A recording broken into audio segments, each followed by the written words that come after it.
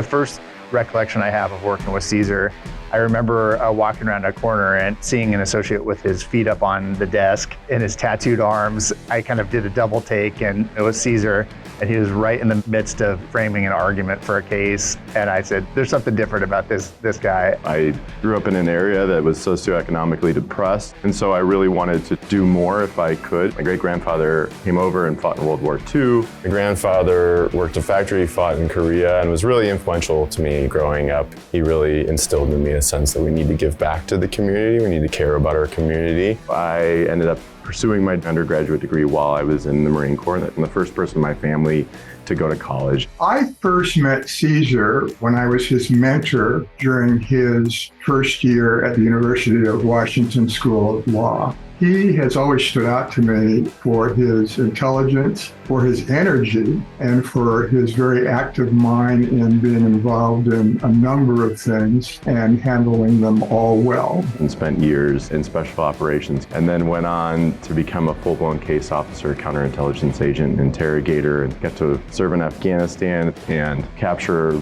bomb makers and Taliban shadow governors and Al-Qaeda members, pirates off the coast of Somalia. I got to do a lot of really interesting and unique things that definitely influenced how I saw the world, how I saw America, and that was ultimately what led me to wanting to become an attorney, a First Amendment attorney. What has made America have this trajectory to find our more perfect angels? I kept coming back to the First Amendment. The right to free speech, freedom of religion, association, to petition your government, those things simply have never existed in society, in any society, before America. Caesar argued a very important case in Washington and successfully protecting speech by an elected official under the anti-SLAPP statute. So I feel very fortunate that I get to represent everyone from the New York Times and NPR on important stories and government accountability and the free press being able to report on those issues, and local council members who have their First Amendment rights essentially infringed, or other people trying to shut down their speech. A big piece of my pro bono practice is around prisoner rights.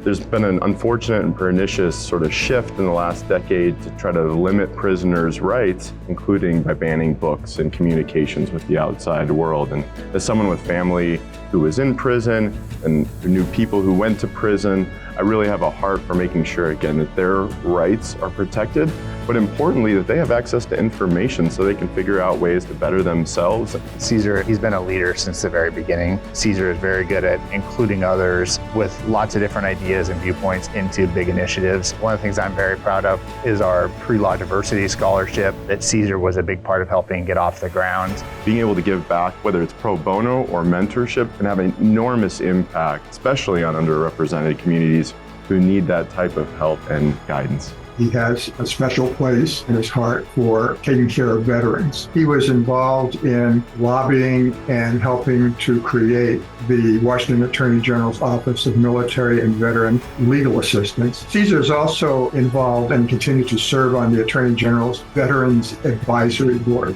Washington has the highest per capita veteran community in the United States. We also have a ton of active duty and reserve military members because of all of our bases. And there's an enormous amount of need there. Caesar's outstanding. This guy is a mensch. He really cares about the First Amendment, which is really, really important these days.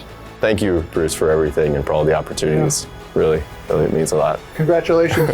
Thanks. Yeah. Caesar, on behalf of all of us at Davis Wright, all your friends around the legal community, all the people that you've worked hard to support, congratulations. We're proud of you. Can't wait to see what you accomplish in the future. I want to thank the bar, my nominators here at Davis Wright Tremaine, who give me all of the opportunities to serve the community in this way. I also want to thank my family, and I want to thank all of the members of the Washington State Bar for providing me with an example of how we can excel and give back to our community.